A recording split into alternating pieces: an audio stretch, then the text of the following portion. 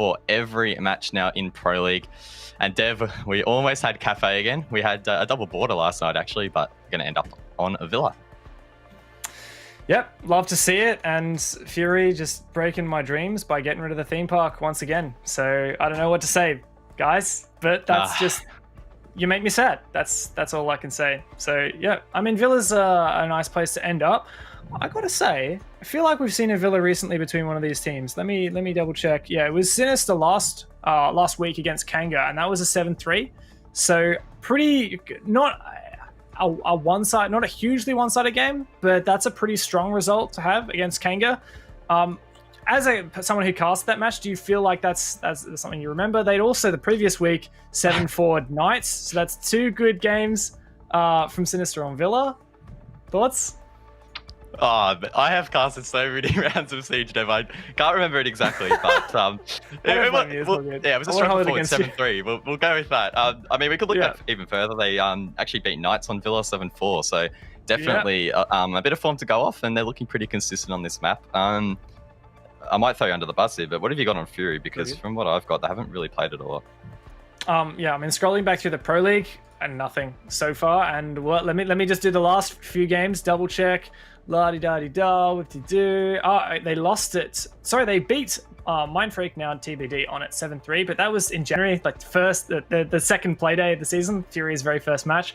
I feel like that's so long ago that the result is almost not super relevant. Yeah. So I've got to say, I'm feeling the Sinister vibe once again. I feel like I've been on the Sinister train since the start, but all aboard. Look, the flip side of that is that Sinister have VODs on this map for the last 2 weeks. This is the 3rd week in a row they've played it in the Pro League. Fury, do your research, come into this game expecting maybe your Villa's going to be the pick. There you go, that's it. That's the play. Should make for an exciting matchup. And you guys at home were actually correct in the very first poll vote. Let's have a look at the second here for matchup number 2 and see if maybe Sinister are the favourites once again. 49% in favour of them, and they will just edge out Fury, trailing on 35. And look, again, I don't know if we're feeling mutual on this, Dev, but I'd say that the poll vote's pretty reflective of the matchup we could see here. Yeah, mostly the poll vote is a bit of a popularity vote, but this is actually, if I'm not wrong, even closer than the previous one we saw, or it's just about as close. Yeah, draws on the maybe cards. A little bit less for the draw and more for Fury, maybe. Yeah, I'm not too sure, but yeah. Fury's a good team. I wouldn't count them out. They've had some good results. I've got to say, I'm feeling Sinister, and I think that this is probably, if you had to say what do you think the odds are, this is probably about where I would draw it.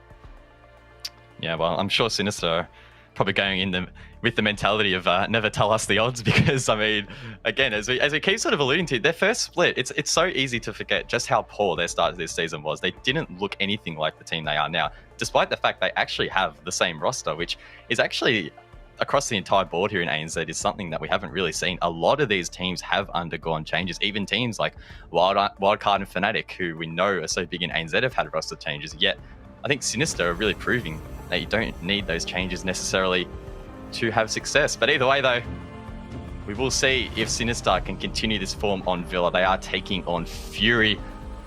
This is going to be another great contest, I think, Dev. Let's jump straight into the ban phase. Let's see the starting side. It's going to be Sinister on the attack. So that's 2 attack starts in a row for them. And I will make sure that I put them in my tracker correctly this time, which I didn't do last time.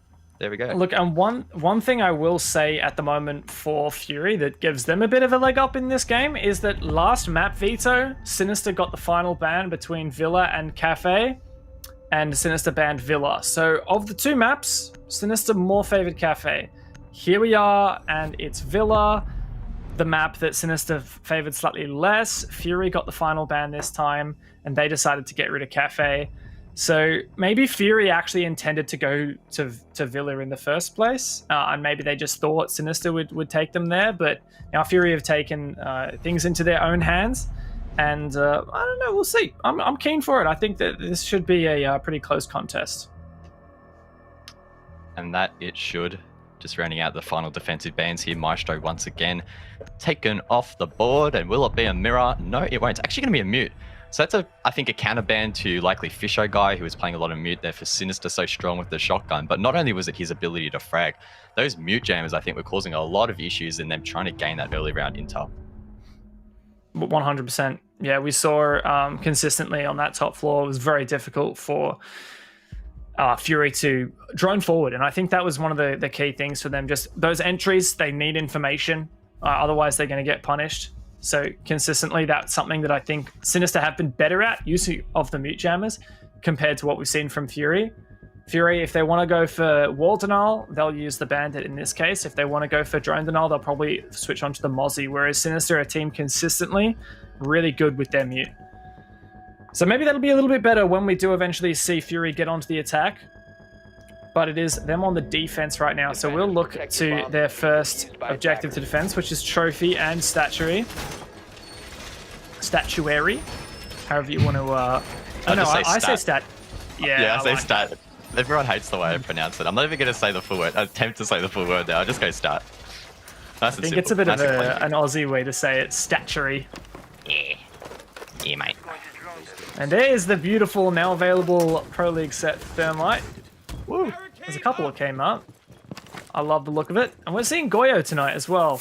And Goyo is not by no means the newest defensive operator to join the competitive pool, but he's still very much an unexplored operator. There's been a lot of trial with him, and a lot of teams have spoken very highly of his capacity as an operator, but there's still a lot more shield spots yet to be fully realized, and we'll keep an eye on how Rock uses that to slow down the attack, to drain utility away. It's going to be up to the grenades from Nico and the impacts from Luna to really clear out most of those shields. And yeah, could be significant. I hope so. I definitely feel if Sinister bring the same verticality that they did to Cafe, we could even see the clearing of that utility from below, which may mean they can save that soft breach for other purposes. On this occasion, it looks like it will be a horizontal sweep from Study.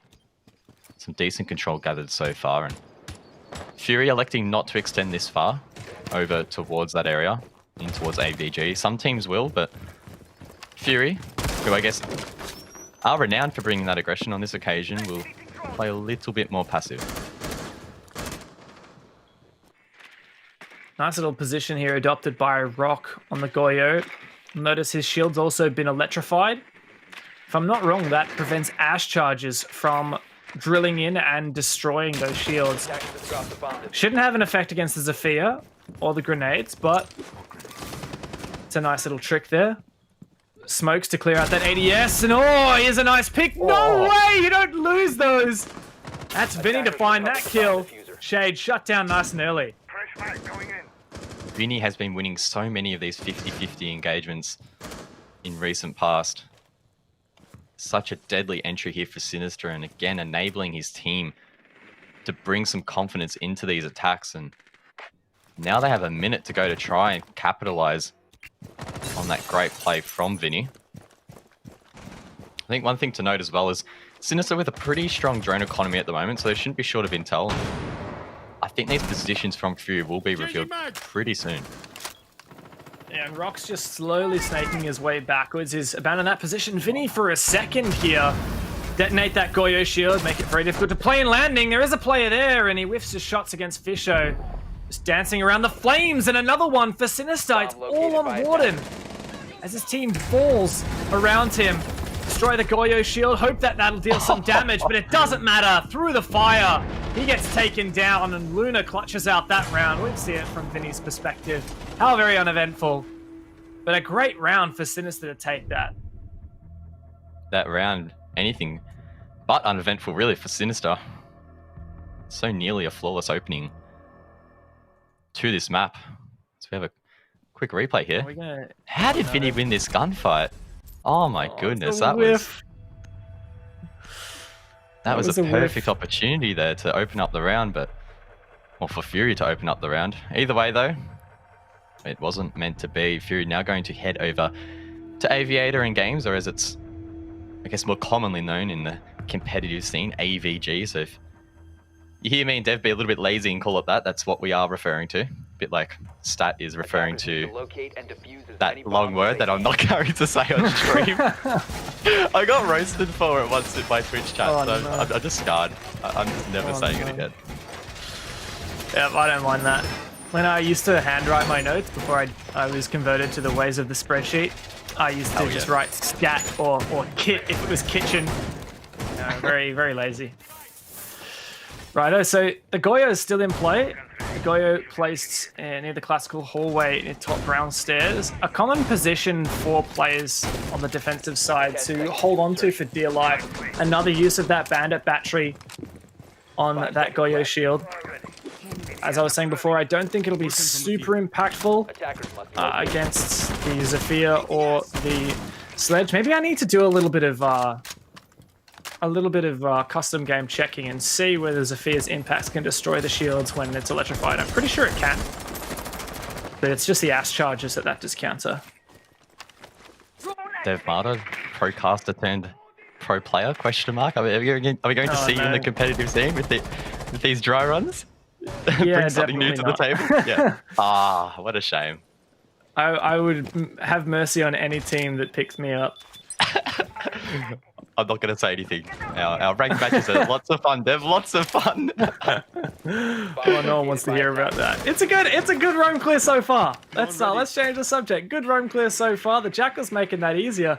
Not a lot of teams in comp run the Jackal, but Fisher Guy and Sinister, they're keen on it. It makes things a little bit more efficient. He's got a good gun, and the smoke's not super in meta at the moment, but they're still useful, and you can use them to waste ADSs. Worst comes to worst. Vertical angles being opened up as well to prevent these flanks. Sinister being nice and thorough and pretty time efficient as well. Once they start to hit these choke points near 90, they're going to need to sink a lot of utility into clearing the setups from Fury. Exactly right. It's not only these funnel points that prove a danger here, but the addition of those Goyo shields and other utility make that entry even more difficult. And even once they get in towards site, if these shields are still up, they're in the perfect position to try and deny some of these default plants. Again, just draining more and more time. Shade as well, playing below there. In a great position to maybe go for a C4 late. Milo could shut him down as he crosses the front door, though this could be a big engagement. Both players are aware of each other's positions, but Shade misses the shot. The C4 comes out. We know their C4s are deadly now, but Molosca will just get away. Both players taking a hit, but now there's a minute to go to try and reset. So close for Milo. Peeked Shade right as the C4 was ripped.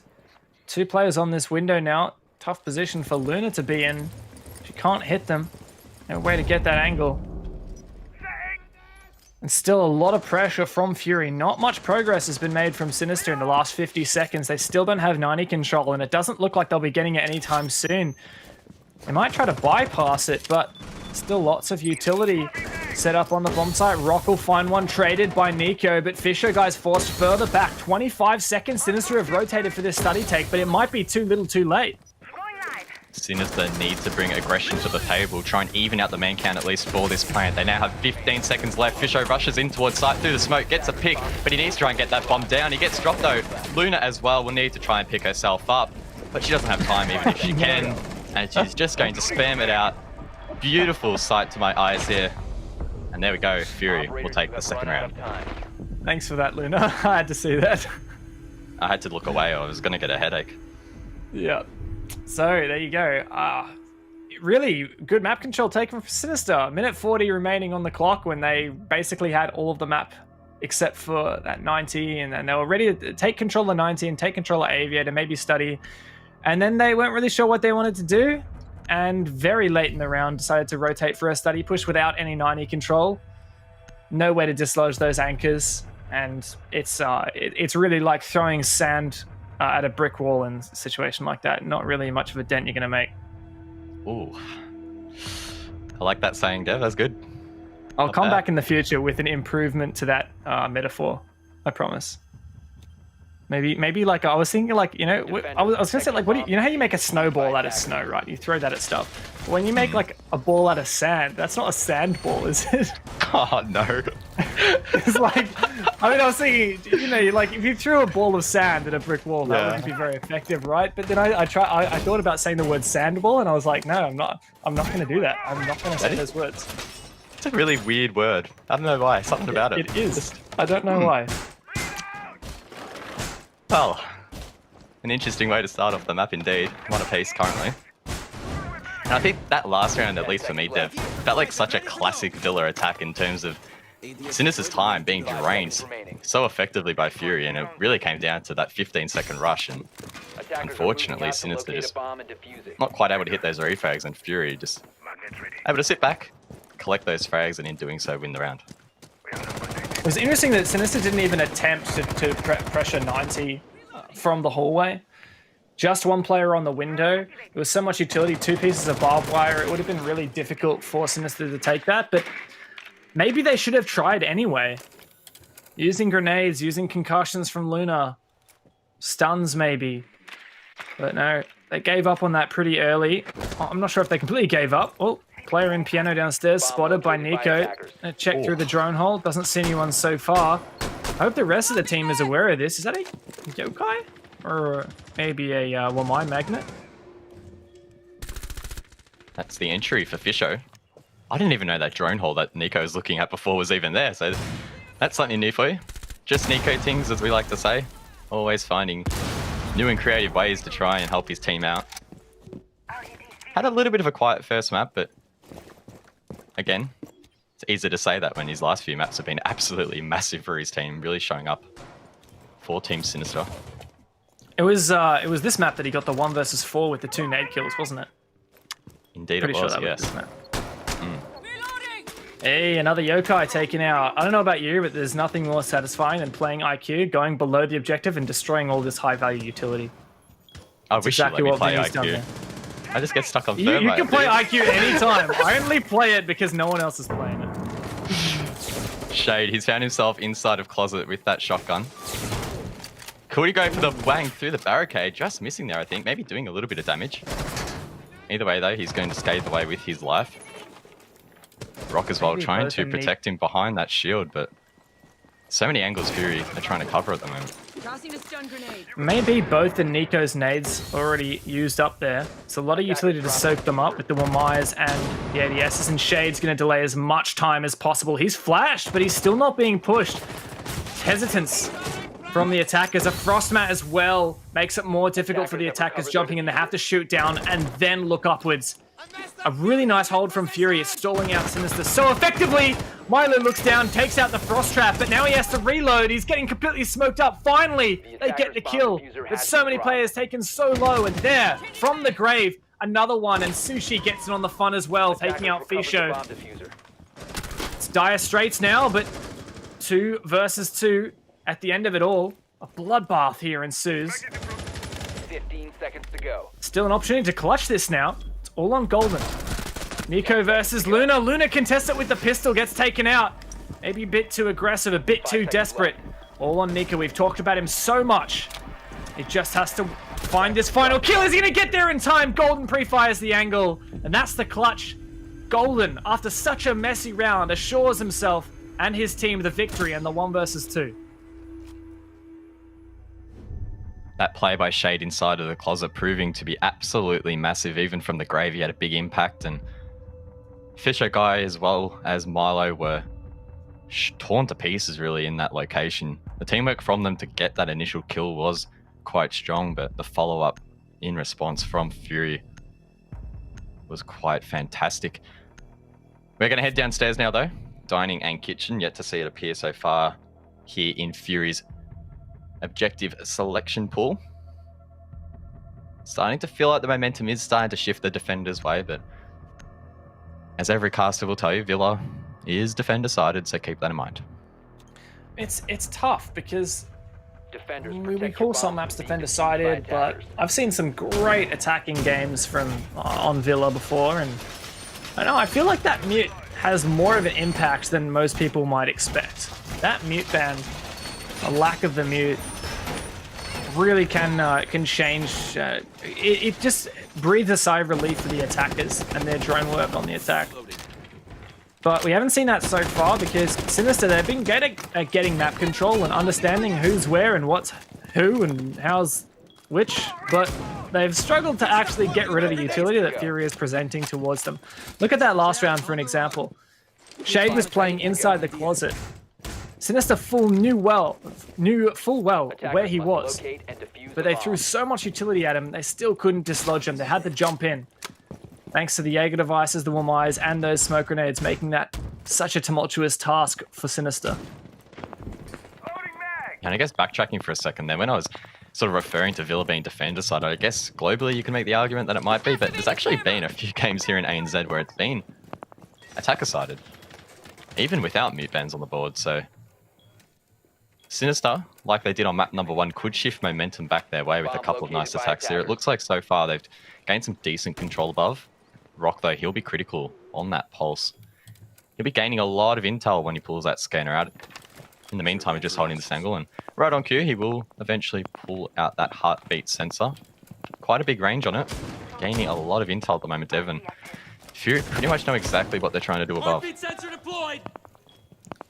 If Vinny is cheeky here, he could look for the kill onto Rock through the floor. Yeah, and that's exactly what he was trying to do, shoot the pulse through the floor. But I'm not sure whether Rock got wise on it, or he just thought it was better to get rid of the scanner so he could be prepared to look and help the rest of his team, but the opportunity has been taken away from Vinny. Rock still patiently just holding this angle. He could find himself a pick if he is disciplined, but Sinister not quite walking past that whole bit. Vinny might, but Rock repositions and he doesn't quite net that kill. All 10 members in the lobby still on 100 HP, Dev. Really setting up for another close end round here. Yeah, a lot of ground taken, but still not a ton of progress. Vinny does find that first kill. Warden taken off. One of the roaming players, and Warden been making a huge impact on the previous map. Going to sit down for the rest of this round, and Sinister, whole minute to go, but they need to start making some progress. They're trying to open these angles onto the bomb site and nearby areas to dislodge these key anchor players, but so far haven't found many picks. Oscar with the diffuser in hand. It looks like they are setting up for a push in towards Sheets. Nico with some coverage above alongside Fisher guy. They're trying to wallbang here potentially over towards the main staircase. Impact's raining out. The angle is generated. Molosca gets dropped by a C4. Those things are absolutely nuclear at the moment. Sushi taking full advantage, leaving it in a 4-on-4. Vinny in a position to cut down this rotate. Is he aware though that it is coming out? And now it's up to Sinister to reclaim that diffuser and try and reattempt the plant. The pre-fire there will come out from Fisho and give them the man advantage. This round definitely could go their way, but Sushi, he gets one and heads upstairs. Luna gets one as well, leaving it in a 3-on-2. Is the denial. There it is from Rock. He gets one. He gets the second with the UMP, leaving it up to Nico. We last saw him above. He's now downstairs. Does he have time? He gets one onto Sushi, but he doesn't really have much more to get the other. He makes his way in, but he can't get the kill. Fury edging out in the 4th round. And that's the second 1v1 we've seen Nico just barely miss out on. And the second time that Fury has won a defense by the skin of their teeth like that. And a lot of it does come down to time management for Sinister. There's a huge stalling period in the round. Not a lot happens between about 2 minutes 30. Sinister have entered the building and taken map control. And between then and about 30 seconds left for a whole 2 minutes, Sinister's opening the floor, trying to find picks. Not really finding much. They found one pick onto Warden, who I believe was roaming downstairs, but aside from that, Sinister didn't make a huge amount of progress. It really just came down to a desperate attempt in the last 30 seconds, jumping downstairs. They were lucky to get it as close as they did. And Fury, they've won 3 rounds that way. Sinister bringing out some more role changes here. We are going to see Molosca jump onto the Jackal. Currently trailing behind the rest of his team in the frag department, going 0-3. Fisho jumping across to the Ash. Quick peek at the scoreboard, we'll see that things are pretty consistent across the board really for both teams. And I guess that is reflective of the fact that most of these rounds have been really close. I mean, the last 2 Dev, if I'm correct, were both 1v1s in the dying seconds. Yeah, that's it. And 3 times we've seen Fury win rounds because Sinister is stalled out for about 1 to 2 minutes without making a lot of progress. I think that's one of the things that I'm noticing for Sinister. Just consistently, there are large periods of time. Maybe they have a step-by-step checklist of what they got to do. And the first step, they're actually really good at. They get that done. The second step, that's the really tough bit. And when they don't make progress, they just keep at it. They just keep, okay, let's keep looking through the floor. Maybe we'll find a pick. And there's no one trying to take some initiative and decide, okay, that's not working. I need to try and be the hammer to this anvil. And that's when Fury are just waiting until time serves them correctly. Oh, wow. That is one way to have vertical player as a sledge. That's nice. And guess who it is? It's Nico. Who else would it be doing something like that, honestly? And he still has 2 nades in his pocket as well. Why not just play Buck? Buck overrated. Sledge is the new operator for control below. Almost getting a wallbang there. Nade in hand. Surely he can't get one here. Could Buck nade him a kill. Doesn't quite. Rock, though, is very low from that dev, taking a lot of damage from that grenade. It's actually very, very difficult to kill players inside a vault with vertical players. There's so many positions they could be in. And from below, it's about 4 different rooms. Luna pushing up brown stairs, droned really well. Finds that pick. Gonna destroy the shield, no doubt as well. ADS is to deal with. Gonna waste that ADS, surely. There you go. Second one destroys that Goyo shield. Warden decides to get aggressive off of it, but flashed out and lit up by that Goyo shield and finished off as he enters back into sight. Thanks to Nico. Things are looking good for Sinister. They've made some progress. 5 versus 3. Numbers advantage. Sushi holding this door. There is a Claymore stopping him from swinging wide. Molosca just on the other side, inside of Study. As Sinister now have nice control around the map. Molosca critically does have the diffuser in hand on Jackal as he sprayed down that barricade. I think they're still trying to find one more pick here before they're confident enough to try and refrag outside, but Sushi, he will stall that plan. Fisher guy is dropped. He's getting ultra aggressive inside of Aviator and no one from Study in a position to shut that down. Smoke's coming out now and more time is being wasted here for the attackers. Rock as well getting aggressive. Still so low on HP. Sushi finally finished off and it's now a 4-on-2. Both these players so low. Can they get the kills though? That's massive. The diffuser's now dropped by Rock. Nico and Vinny to clutch this one up. He's so low still from that initial grenade. Surely Sinister can refrag this out. Oh my goodness, so close there. They eventually do.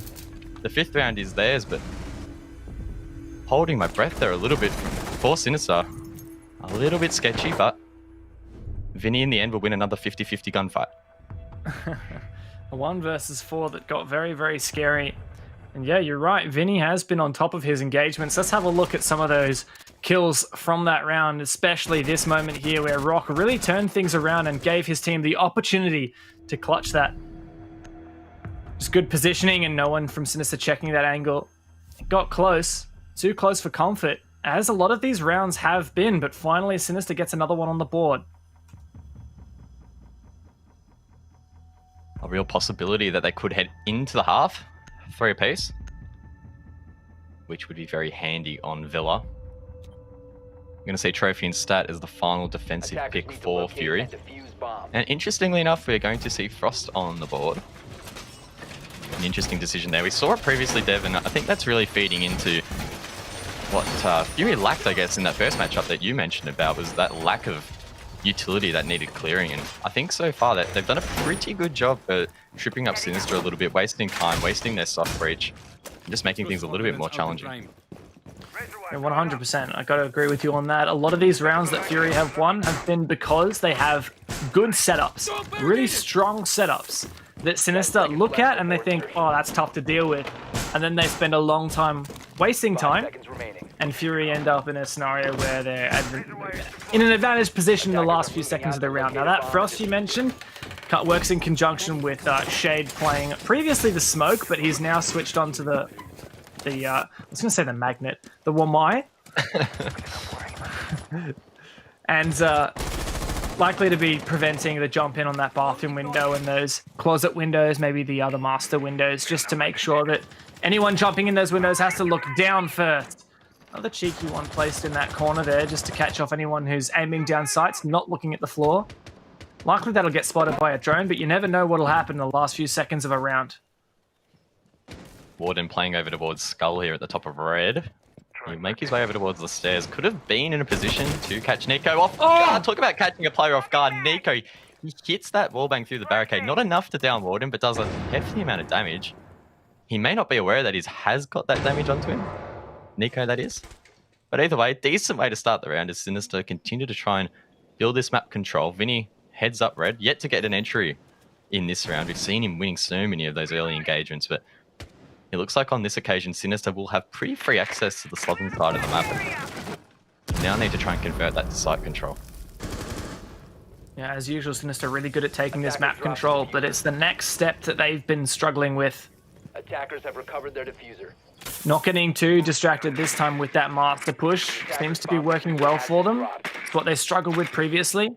If they can start to find some picks here, it'll force Fury to spread their numbers out further around the bomb site, and they might have to abandon master control. It looks like that's what Warden's doing right now. And Sinister might even be able to get master for free. Almost a minute to go now. 2 minutes a clip, and there's still 10 members left in the lobby.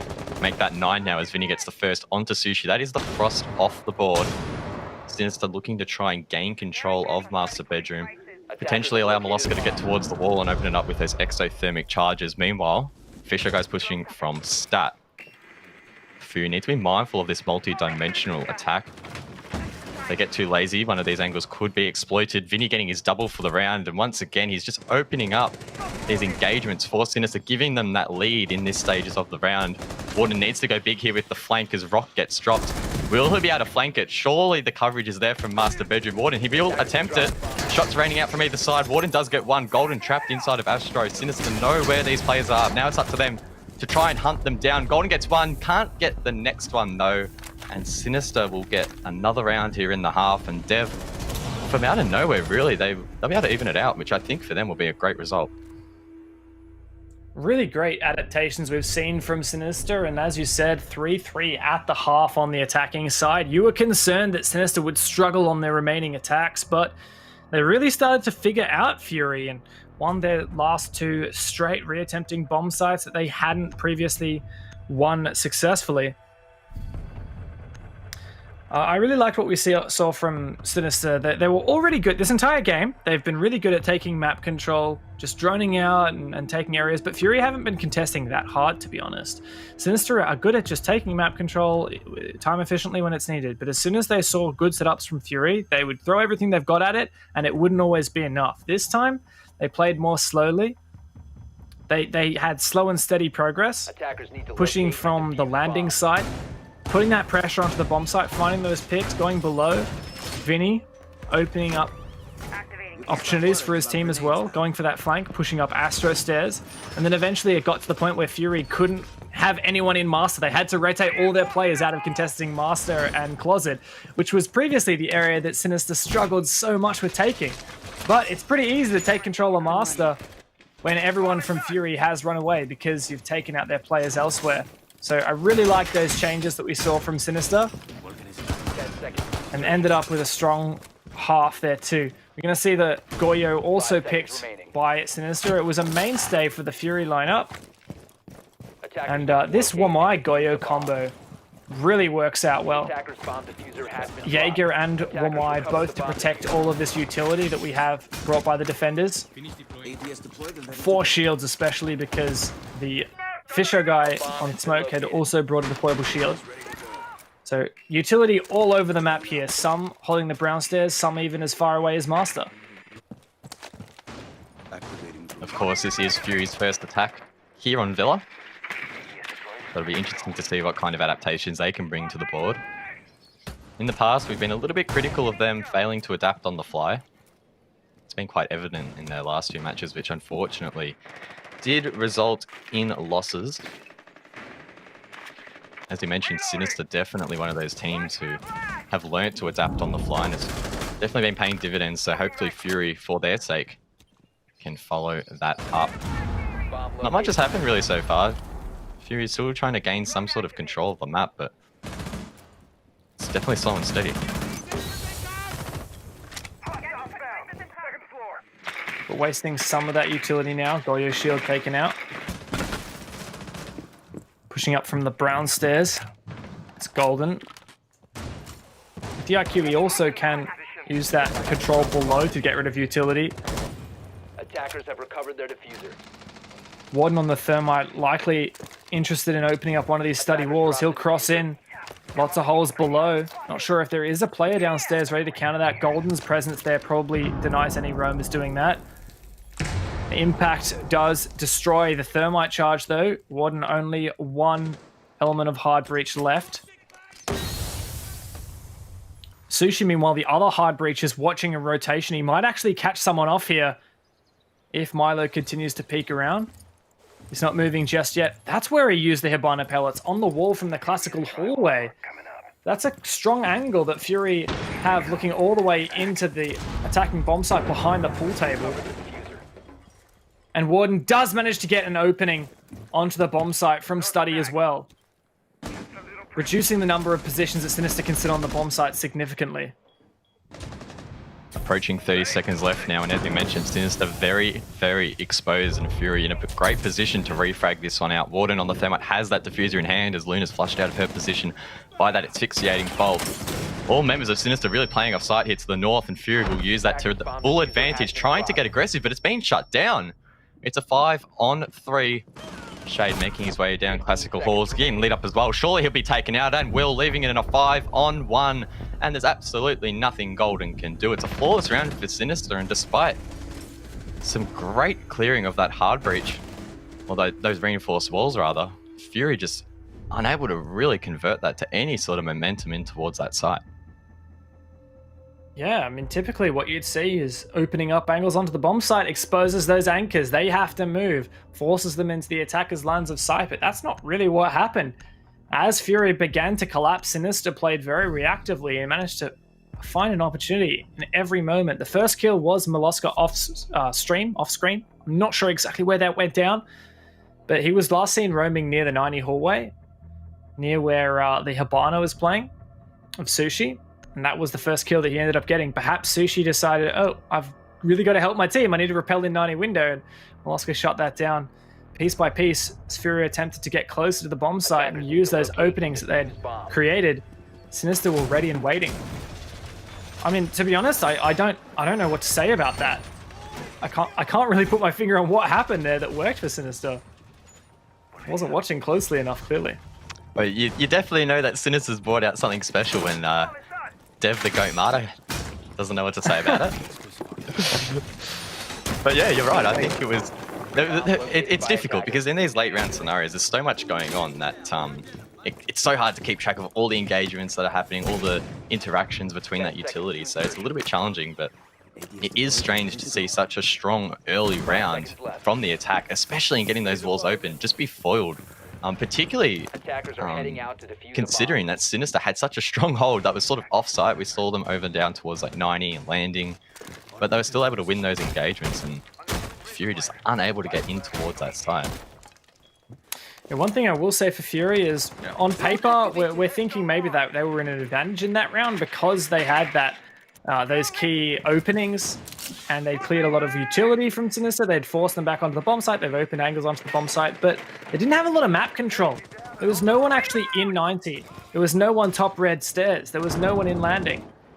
They were trying to just push all from that same direction on the study side, and as the time ticked down, it really became very predictable, and I think that's partly what Sinister used to shut them out in those dying moments. But nonetheless, this is actually, believe it or not, a kitchen defense, not a stat defense, as we like to say, but there's utility all over the shop from Sinister, and Molosca as well on that vigil, going to be disrupting these drones, making it difficult for Fury to figure out where those roamers are. But it's very much a horizontal take so far, not trying too hard to clear out that top floor.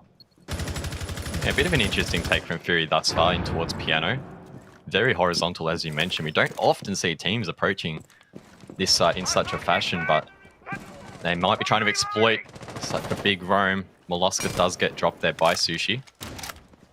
Sushi himself on 1 HP, I think, so a little bit lucky potentially to get out on top of that one. Shade gets one as well. And this roam, this extension of sight from Sinister, being shut down at the moment. It's going to be up to Nico, Luna, and Vinny to go big here. Vinny currently going 7 and 3. A good start for him. Again, going really well and winning those one-on-one engagements, but we might have to find more than one in this round. As Nico's It's really unusual though, the way that we're seeing Fury completely not contest that top floor, and oh no, whiffed shots, that could be dire for Luna. Now Fury don't know it, but they have full control of the bomb site. Nico does find one on the roam, and this is the risk from Fury not clearing out that top floor. Now enables Sinister to go for these flanks, but it's all on Luna. She has to make up for those missed shots earlier on the thermite, allowing him to rotate into Memorial. It's a 1 versus 4. She might get this freebie just here. Oh no. Oh no. Bit of sass there as well as she takes the shotgun to the face on Golden. It's a difficult task ahead of her though. And she doesn't get past the first player holding flank in Memorial. Nice attack from Fury. Very unconventional, but clearly effective. Well played by Fury. Trying not to let this matchup slip too far out of their grasp, and in winning that round, they have now evened it out 4 apiece. So Trophy and Stat will be the next selection for Sinister. Yet to play this site so far. So I'm very interested to see how they are going to try and approach it. Especially because we were treated by Fury to quite a unusual hold with the heavy smoke presence in the closet and those frost traps. Really holding on to Master, especially because it was so effective. Don't think we'll see something similar from Sinister though. It looks like a much more typical lineup. Lots of presence on site. Likely with Echo, Fisho, Echo, Smoke Brother, and the Goyo. All great operators for locking players out of the objective and hurting them if they do get into the objective.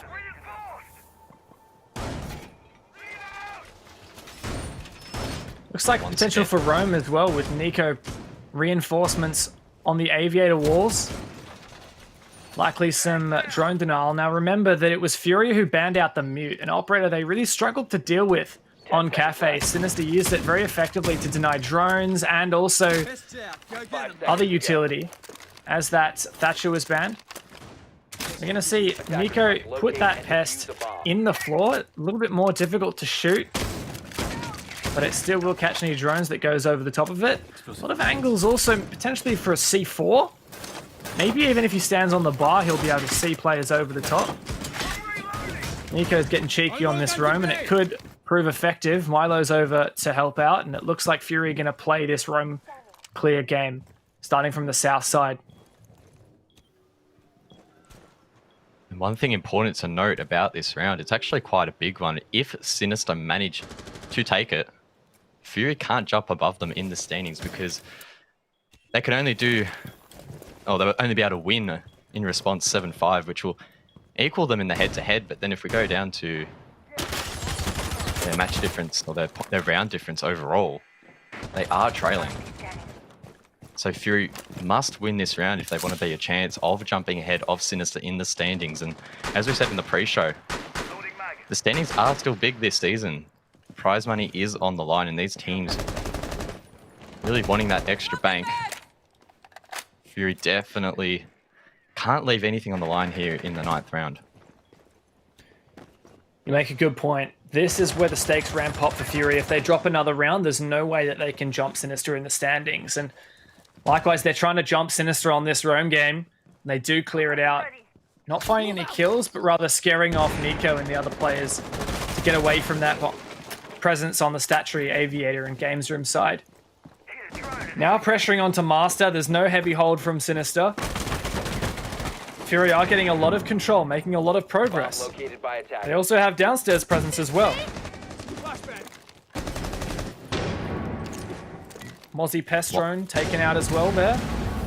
Presence Sushi likely to attempt to open up this main wall. Likely a player on the other side with impacts ready to trick it. It'll be Vinny. But where is this presence? Golden is just ready to get into that bomb site. Bomb has been located. Attackers 1 minute to go. The first kill finally coming out. It's Milo onto Sushi. The entry from Golden could be big here, but he gets downed as well by Vinny. Once again, winning another 50-50. Rock gets one in response as the frags are now coming out. The aggression from Rock is massive, but Sinister are able to shut that down. They will take the 9th round, and there we go. Fury cannot, again, if our calculations are correct, cannot finish ahead of Fury in the standings. So pretty big round there. Fury can't finish ahead of Sinister, rather, but yes. Is that what I said? Yeah, reverse what I said. Reverse it. I chipped over it's my quite a big moment for Sinister, but the work's not done yet. This game hasn't been locked out. There's still more points that they can earn on the board. And of course, Sinister and Fury are both contending with the Pittsburgh Knights as well. Before this playday, Sinister, Fury, and Knights were all tied on 13 points. Sinister have got another 3 thanks to their victory on map number 1. Fury can still win this game and leap in front of Knights.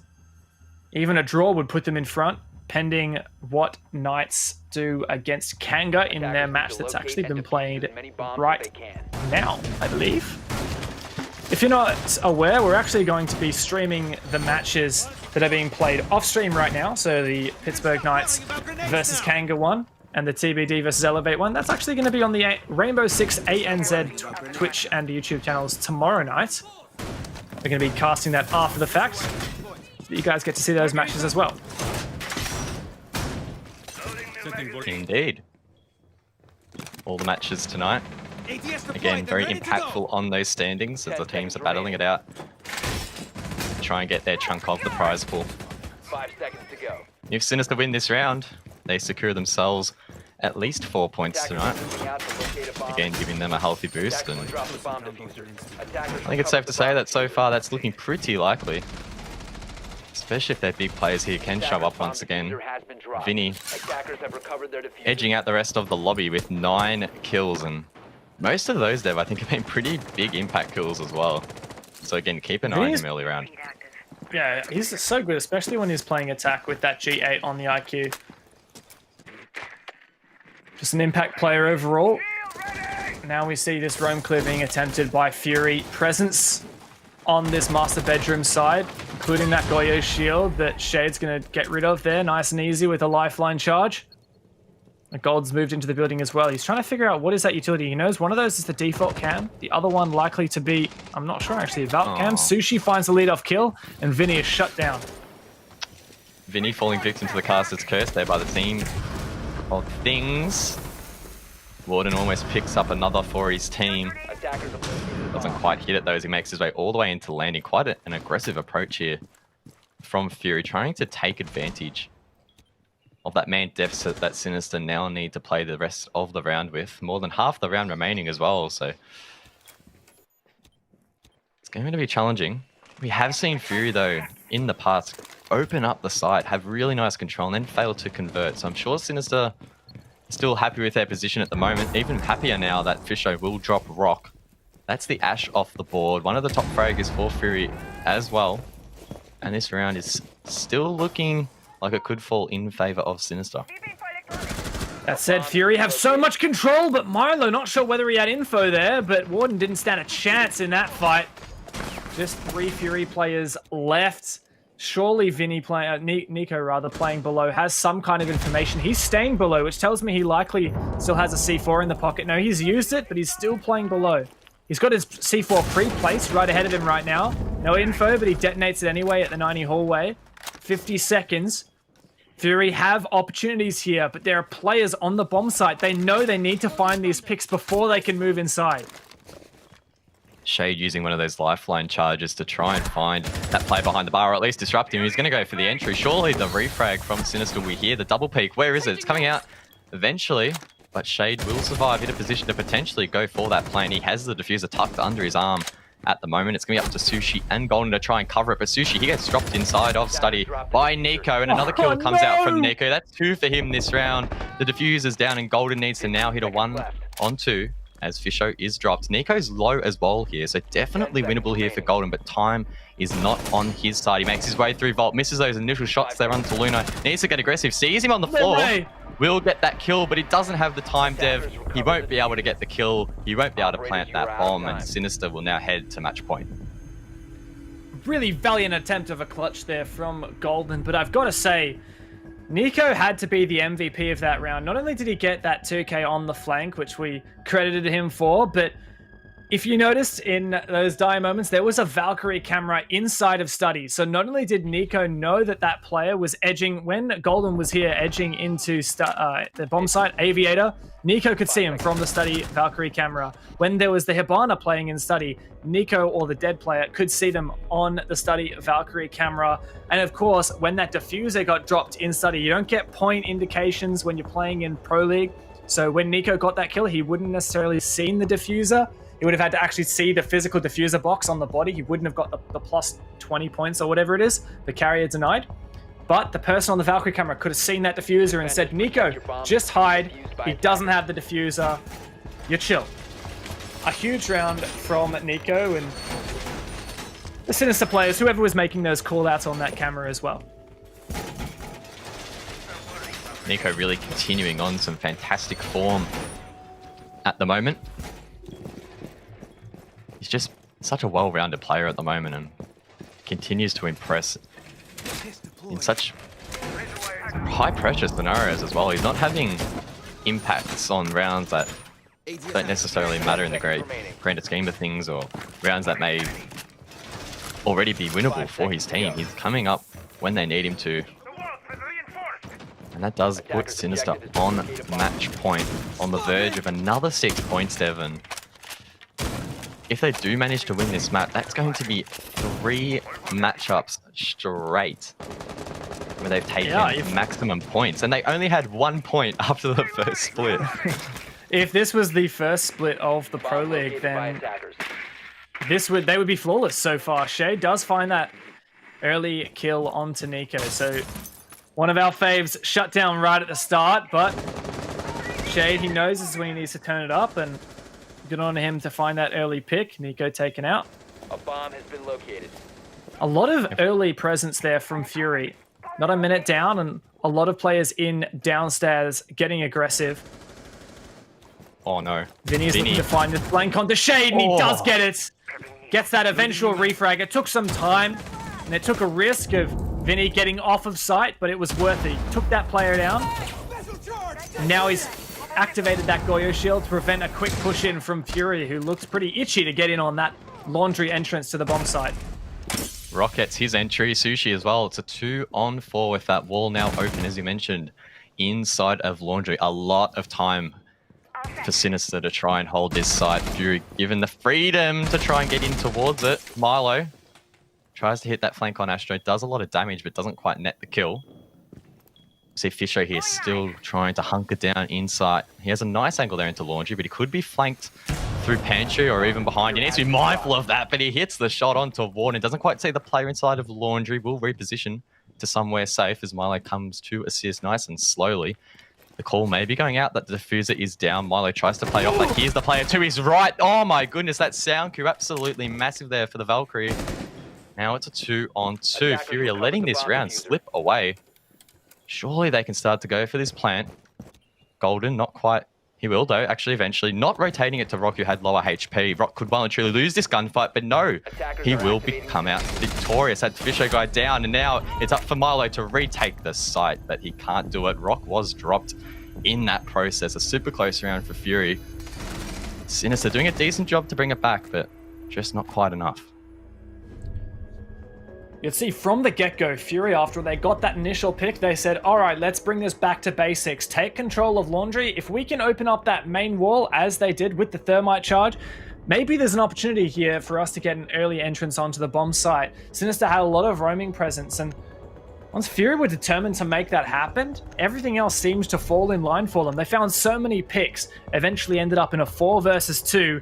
One of those 2 players left from Sinister being on-site and one of them being off-site. Fury didn't seem to have enough information, though, to make that execute happen. If they knew where Fisher Guy was on-site and they knew that Mollusco was off-site, maybe Fury would have just said, all right, let's just refrag out this guy on-site and then worry about the Valkyrie after that. Get someone to watch the flanks. No, Fury stalled out, and that really enabled Milo and who was it, Fisher Guy, to put that into a winnable situation. Hats off to Fury, though. They didn't let it slip away by the end of it. And we're going the full 12 rounds. Another 24-round series for us here, guys. Hell yeah. Getting about as close as it can here in Pro League. And again, this last round's so critical. If Sinister win this round, they will edge out Fury and Pittsburgh in the standings, of course, because Sinister won that head-to-head.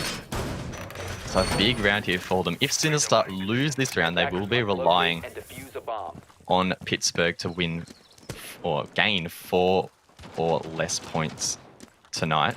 Of course, they are playing concurrently, so we'll have to wait as that result is pending. I think Sinister holding their breath a little bit here, trying to just top off what has been a great second split here. Try not to fall, or try not to stumble over that final hurdle. That's it. Fury looking downstairs. This is something so frequently that they do. Early presence downstairs. Shade and Rock both. Golden's going to jump in for the fun as well. A lot of manpower dedicated here that's not being used to clear control upstairs. But Sinister aren't really contesting the master bedroom at all. Nico coming up from his roam downstairs. Look at the red stairs. And Milo shoots a few drones. When you're playing against Fury, you've got to be careful of those players just lurking downstairs. And Milo does find Shade. Strong early pick. And now Fury need to try to get a refrag. Looks like they're not close enough to make one happen. Milo's so cautious for it, but Fury seem to be distracted elsewhere. Now they're deciding to drone out the bomb site, start to make this master push happen. Attackers have located a bomb. Time beginning to tick down for Fury, and the odds are stacking against them. It's been a rough end to the season for them. A draw here would at least make things a little bit easier, or heal the pain a little bit, but so far it's not looking likely. Sinister not giving them the pick. Luna, though, will, as well as Bisho. A nice start for Fury, but Vinny once again will win that engagement, bringing it to a 3-on-3. 11 kills for him so far on Villa. A great start for him. I'm still not confident in the positions here from Fury, though. It just feels like they're a little bit disjointed at the moment. Found 2 picks on the bomb site, and I thought that would have been the opening that they needed, but hats off to Vinny for being able to refrag that and just stall Fury's momentum for long enough for Molosca and Nico to get back to the bomb site. Now Nico's in a cheeky little position, ready to peek back into stat tree if he needs to, and Fury don't have that numbers advantage. They do have the health advantage, but only marginally. Rock's beginning to go for this flank. Up the red stairs. No barbed wire, no leisure mines to contest with, but he doesn't know that. He's going to take it slow. Sushi gets inside. Still a Goyo shield to deal with. Rock may well get this free kill onto Nico, looking the wrong direction, but he loses the fight! Sushi finds one onto Vinny, however. 2-on-2. Just 15 seconds left in this round. 15 seconds left. Molosca and Nico need to hold out for 10 more seconds. Will Molosca win this gunfight? He hits the shots, but he doesn't get the kill. He will eventually. That's the diffuser down. Golden needs to hit a 1-on-2, but he can't do it. Sinister will be your victors here on Villa. 7-5, 6 points again for them tonight, Dev, and what an end to the season for Team Sinister. It was a hard-fought set of games, but Sinister lock it away for a flawless end to this season. In the second split of the Pro League, they had to face all of their fellow teams at the bottom half of the Pro League standings, and they didn't drop a single point to any of them. Look at that. 4 out of 5 Sinister players topping 10-plus kills. But really, this is a team game after all. And Sinister, truly well-deserved 7-5, 7-5 tonight. Honestly, it's a pretty unbelievable performance, winning the last 3 matchups, every single map, taking maximum points. And every time they look down and out, they just manage to bring something new to the table. They reset for the next round. And again, it just keeps feeling like we're seeing a new team playday after playday. And that's funny because you're talking about a new team in the second half of the Pro League or between different playdays, but Sinister is one of those teams that actually hasn't made many roster changes. They had a substantial roster change coming into this season with Vinny and Milo joining the roster. Vinny formerly of what's now Elevate, Milo formerly of what was called Sleeper Gaming, an under-18 team. And those two players were actually my highlights that game. In fact, I got some opening kill, opening death stats. Both of those players on Villa had 3 opening kills and 1 opening death. So positive +2 each of them. And that was the best stats of any players in that map. That's not bad for players that are playing not only roles where they're expected to get a lot of frags and get a lot of frags early in rounds as well, but also players who are having a lot to contribute in a support role as well. Milo, we talked about how he's essential to the comms, to that IGLing, and Vinny as well, we've seen playing a lot of those backline operators, a lot of those communication-based operators like Echo. Yeah, I mean, like, let's not forget Nico and Fisher guy as well. They might have been a little bit further behind in the stats, but I think they were playing such a massive role, not only just in tonight, but I think overall they've really been gelling together quite well. And I think it's a testament to sort of how well-rounded the team has now become. It doesn't necessarily feel like they're relying on 1 or 2 players to show up on each play day. It feels like it's every single time, each player, every round is sort of contributing, playing their part. And I think in Pro League, that's something that's pretty critical and something that some of the teams do lack on occasion. Yeah, Sinister, the big difference this season isn't that they've got... I think maybe it was a bit misleading. The way I was phrasing it before, it kind of sounded like I was saying Sinister brought on some top gunners who have been owning everyone. But no, like Sinister used to have techs, right? Yep. These are the kinds of shoes that these other players have had to fill, but it's not about one player taking the whole game. It's about the team as a whole. And that's, I think, the first time, this second split, I think is the first time I'm finally seeing Sinister look like more than just the sum of their parts. And it's really great to see Sinister finally working their issues out and looking like a team that can contest those top 4. Well, we've given our praise to Sinister, but I think it's easy to forget just how rough Fury have had it in this second split. I mean, they have just been struggling, and a lot of their matches have been pretty close as well. So it's not like they've been absolutely smashed. It's just, I think little mistakes and maybe lack of adaptation has just compounded, and unfortunately, they just haven't been able to get those W's on the board. Yeah, you're not wrong. And I think Fury are a team that have had some, like the first half of the season wasn't actually that terrible. You know, they took a map off of TBD, and then moving forward, they managed to get some decent results against teams like Wildcard as well. Like they won and drew against Wildcard. So it's kind of the story of in reverse of Sinister. Fury actually had did surprisingly well against those good teams in the league, against those top upper echelon. But then against Pittsburgh Knights, against Sinister, they didn't have what they needed. They dropped the ball a little bit. And I guess we will get the opportunity later on to talk to Warden and see what maybe was the missing ingredient for Fury, what's gone wrong this second half of the season. But yeah, I mean, they are a team that has played through this entire league, and they've gotten quite a few points, as I mentioned, strong performances, so it's not like they haven't accomplished anything here.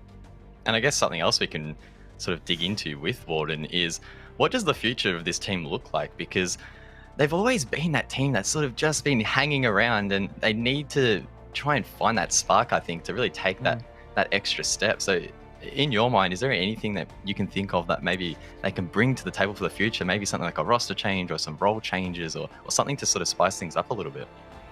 It's so difficult to put your finger on, because Fury is also a team that's gone pretty far before. You know, they took out Sinister, made it to the semi-finals at the Six Masters offline finals. This is a team with a lot of LAN experience. Individual players have a lot of experience on really strong teams as well. It's difficult to put your finger on exactly what's wrong, and I hate to point my finger if people are going to take it personally as well. I personally would love to see Fury improve their playstyle diversity. They typically seem to do similar things, but I guess we'll have an opportunity to talk to them about that, so let's not delay that, I guess. Well, we have Warden from Fury waiting on the line. Let's say g'day. Hello, Warden. A little bit of a rough night, mate. Yeah. How are you feeling? Not too bad. I mean, like, very disappointing end, obviously, but I don't know, I suppose. We tried. Just made too many mistakes and didn't capitalize on theirs. I gotta say, it was still a really, really close games there, with you guys getting within drawing distance both times as well. What do you think is you mentioned that there are a couple of little mistakes, a couple of things that you didn't capitalize upon. Maybe talk us through what you think it was that kind of took you just prevented you from taking that next step, and kind of talk about where you feel like your team is at a whole now that the Pro League for the season is coming to a close? Well, I think over the Masters break especially, we're probably going to be working on that mid to sort of late game phase of the round. As for most rounds, I'm pretty sure we got the opening kill or opening couple picks. It's just that we tend to stall out massively throughout that sort of mid round, and that just completely like throws off our execute off. We just walk into angles that we weren't ready for. Yeah, so you mentioned the 6 Masters there. Is there anything particular you guys are looking forward to? I know this season's been cut short a little bit, but you guys, you've played your last matches. Does it feel like kind of the pressure's off when you get back down to kind of doing the nitty-gritties, back to scrimming, back to dry running, and getting ready for your next step? Yeah, we'll be good. It'll be good. We'll definitely feel like we can. Like, we've gone the distance before. We've won games. We just need to fix a couple more issues, and we're pretty confident we'll go into Masters pretty strong. Yeah, well, I think it's safe to say that Fury has quite a bit of support here in ANZ. We've seen in the poll votes, they've been pretty popular as well. So is there anything you'd like to say to all the Fury fans out there that have been showing their support this season? Thanks for watching, and sorry we couldn't take the game home. Awesome. Well, Warden, we'll leave it at that. Congratulations on season number 11, and we hope to talk to you soon. Thanks. Catch you later, guys. Thanks, mate. I always love the optimism. I love it. Yeah. I was expecting Warden to maybe be a little bit more upset. I'm not sure, but look, you can't be too frustrated coming out of that because, as you said, and as you asked, so many of those rounds were so close. And not only tonight was there 7-5s, but previously against Pittsburgh, they had a 7-5. That was actually a 1v1. So again, Siege is really just a game of so many tight margins. And if you can sort of tune up their gameplay a little bit and eliminate those small mistakes, that'll add up and it'll convert to round wins and map wins.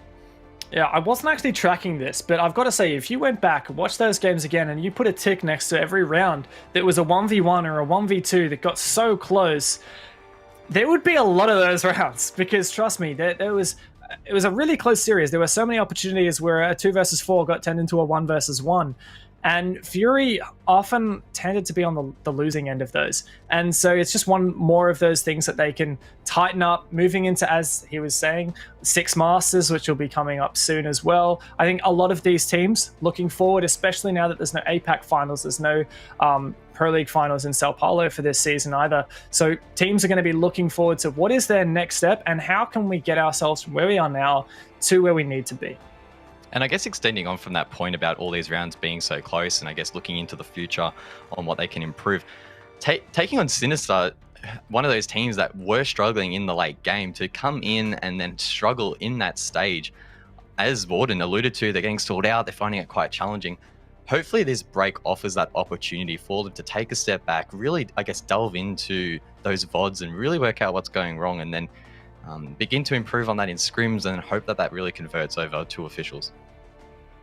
Yeah, for sure. It's just an opportunity here for Fury to go back to the drawing board. And look, I have confidence that Fury is a team that can make it work. And the way that Warden was talking in that interview, I have full confidence. So, you know, they deserve all the praise that they've gotten from their fans. And if you guys are a Fury fan, just wait. They'll be on the rise again. Well, someone I'm sure who's going to be pretty happy tonight is Luna from Sinister. We have an interview with her ready and waiting. Let's say hello. Luna, hi guys. How's it going? Congratulations on the second split. Definitely a great performance for you and the team. Thank you. We've been working really hard, so it's good to finally put up some results that we deserve. So thank you. Yeah, a great end to the second split. You guys are undefeated in this split of the Pro League, and not only that, but you've actually won every game, not even having to settle for any draws. What is it that changed? Because you guys looked like a completely different team. Everything. So I don't know, like, I think any team that has, you know, gotten beaten down over and over and losing your players all the time, and it just, there's nothing more unmotivating than that. So that was our biggest problem. And, you know, we redid all our strats and stuff, not that anyone cares about that. But yeah, so that was, just everything like that. Mentality mostly. Can you talk us through that a little bit? You've alluded to a lot of different things, but mentality, I think, seems to be the key thing. I'm not going to throw you under the bus here, but before the match, you came in here, you were doing a little bit of a rehearsal, trying to make sure that everything was working here for the interviews, and you were saying you're really nervous. What is it that you did before the game to make sure that you weren't nervous? What was it that you did during the game to make sure that you could get that composure back? I'm just gonna start off to tell you why I was nervous. They have smashed us every time. At least I've versed them on this team, like 2-0 every time. It's our biggest weakness. Like their playstyle is just like our kryptonite. We don't know what to do. So I'm really glad that we finally, clashed heads and actually put up a fight this time. So 100% credit to them. They're all gunners. But yeah, I don't know, like mentality again, because like Molosca and Vinny especially, so confident and so loud. Like not as in like loud as in audibly loud, but loud as in comms and hype and that kind of thing. And we really like to fall back on that kind of thing. So I don't know, like they just kept us going. We were all really confident and talking nonstop, and they could. Well, Sinister had the popularity vote that you were winning on that as well tonight. Is there anything you'd like to say to all the Sinister fans out there showing their support in Season 11? Yeah, thank you for sticking behind us, behind our very low. Yeah, we've been working very hard, so we really appreciate the people that still stick behind us. And I want to say I love Priest. He's always there for us as well, and we talk to him a lot behind the scenes, and he's a good like motivation for me personally anyway. So yeah, thank you so much. Awesome. Well, that'll wrap up the interview, Luna. We appreciate your time, and hopefully we'll talk soon. You guys, bye. Bye, Dad. Bye. See ya. So much wholesome. How do we